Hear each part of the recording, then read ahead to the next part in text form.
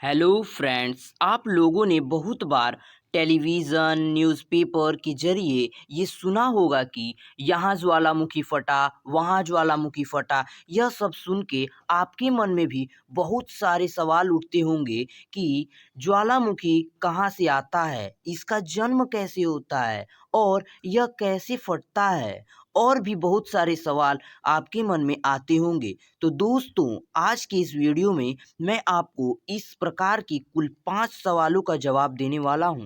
तो आइए जानते हैं। नंबर 1, ज्वालामुखी का जन्म कैसे होता है? ज्वालामुखी कैसे बनता है? How to form a volcano? तो इसका जवाब है, ज्वालामुखी का असीम बल और ऊर्जा पृथ्वी के अंदर बहुत भीतर से आती है।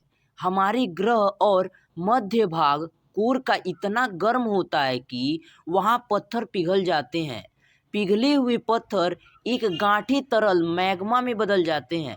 भयंकर गर्मी के कारण मैग्मा फूलने लगता है, फिर वह ऊपर उठता है और जमीन के अंदर एक ताल का रूप ले लेता है। ठोस पत्थर मैग्मा के इस ताल पर दबाव डालते हैं।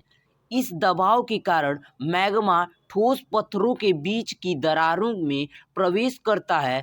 उसके बाद मैग्मा पृथ्वी की सतह के ऊपर आ जाता है और फिर अचानक पृथ्वी के बाहर पिघले हुए पत्थरों में एक विस्फोट होता है। इस प्रकार ज्वालामुखी फटता है। नंबर 2, पृथ्वी अंदर से कितना गर्म है कि उसके अंदर पत्थर पिघल जाते हैं? तो जवाब है, पृथ्वी की कोख में आप जितनी अंदर की गहराई में जाएंगे, आपको उतनी ही अधिक गर्मी मिलेगी। जमीन की सतह के कुछ मील या किलोमीटर की गहराई पर तापमान 1600 डिग्री फ़ारेनहाइट यानी 870 डिग्री सेल्सियस तक पहुंच जाता है। यह तापमान आपके घर के चूल्हे से कई अधिक होता है और इससे पत्थर आसानी से पिघल जाते हैं।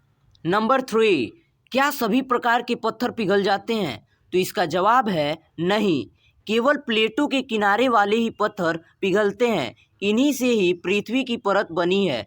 जब दो प्लेटें एक दूसरे को दबाती हैं, तब एक प्लेट किसी दूसरे के नीचे दब सकती है। यह प्लेट धीरे धीरे दबते दबते इतनी नीचे चली जाती है कि वहाँ की गर्मी से उसे पत्थर पिघल जाता है। फिर प्लेट का किनारा पिघलकर मैग्मा में बदल जाता है। नंबर 4, ज्वालामुखी किस कारण फटते हैं? तो इसका जवाब है दबाव के कारण। जमीन के अंदर मैग्मा के ताल पर बहुत दबाव पड़ता है। इससे मैग्मा फूटकर सतह पर आ जाता है। यह विस्फोट टूथपेस्ट के ट्यूब को जोर से दबाने पर टूथपेस्ट बाहर निकलने जैसा ही होता है।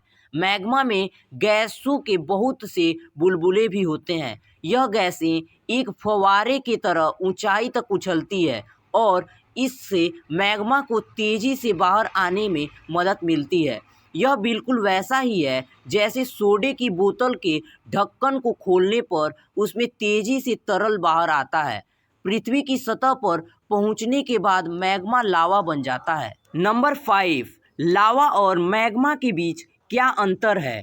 तो इसका जवाब है कुछ भी नहीं।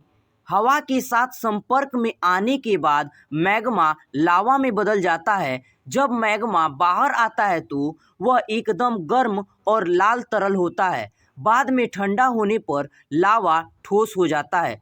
तो दोस्तों, अगर ये वीडियो आपको अच्छा लगे तो लाइक, शेयर और सब्सक्राइब करना ना भूलें।